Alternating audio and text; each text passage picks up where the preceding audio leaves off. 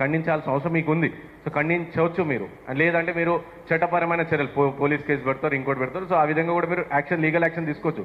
కానీ డైరెక్ట్గా మీరు దాడి చేసే అధికారం కావచ్చు, డైరెక్ట్గా వచ్చి భౌతికంగా దాడి చేసే అధికారం ఎవరికి ఇవ్వలే. అండ్ అలాగే దీనిపైన కూడా ఈ విధంగా జరిగే దాడుల పైన కూడా కోర్టులలో కూడా కోర్టులలో కూడా ఫాస్ట్ ట్రాక్ కోర్ట్స్లో ఆ విధంగా కూడా పోలీస్ అధికారులు స్పెషల్గా కేర్ తీసుకొని ఇమీడియట్గా యాక్షన్ వచ్చేటట్టు కూడా చూడాలి. బికాజ్ మనం చూసినాం నిజంగా పుల్లే రవీందర్ జర్నలిస్ట్ రవీందర్ అన్న పైన దాడి కావచ్చు ఎన్ని రోజులు.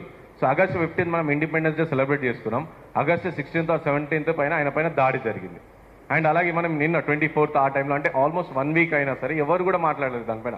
అక్కడున్న పోలీస్ అధికారి వాళ్ళు ఒకటే సామాజిక వర్గం, దాడి చేసిన వ్యక్తి ఒకటే సామాజిక వర్గం, అలాగే అక్కడున్న ఎమ్మెల్యే కూడా ఒకటే సామాజిక వర్గం. అంటే ఇప్పుడు కూడా రిజర్వేషన్ హఠావో ఆందోళన అని చెప్పేసి నడిపించే తరుణంలో కూడా సో మళ్ళీ రీసెంట్గా ఒక కులం సంబంధించి కావచ్చు ఇవన్నీ కూడా దాడులు జరుగుతూ ఉన్నాయి.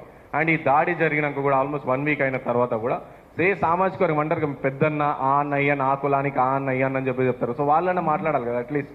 సో వాళ్ళు కూడా మాట్లాడలేని పరిస్థితి. మళ్ళీ అవసరం వచ్చినప్పుడేమో ఆ కులానికి పెద్దగా మేముంటాం, మీ కులానికి పెద్దగా మేముంటాం అని చెప్పేసి చెప్తారు. అంటే దాడి అనేది కులపరంగా అక్కడ దాడి జరిగినా లేకుంటే మనం చేసే వృత్తిపరంగా దాడి చేసినా దాడిని మనం ఖండించాల్సిన అవసరం ఉంది.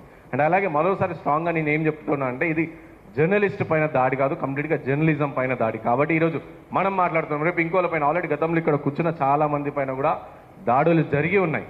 సో అప్పుడు ఖండించడం, ఇప్పుడు ఖండించడం, రేపు కూడా ఖండిస్తాం. అంటే ఖండిస్తూనే ఉందామా, లేకుంటే దాడి జరగకుండా పోలీస్ అధికారులు యాక్షన్ తీసుకోవాలని చెప్పి డిమాండ్ చేయాలని చెప్పేసి కూడా మనం ఈ సందర్భంగా ఆలోచించాలి. ఆ విధంగా మనం అడుగులు వేయాలని చెప్పేసి కూడా నేను ఈ సభాముఖంగా చెప్తున్నాను. And thank you for the opportunity.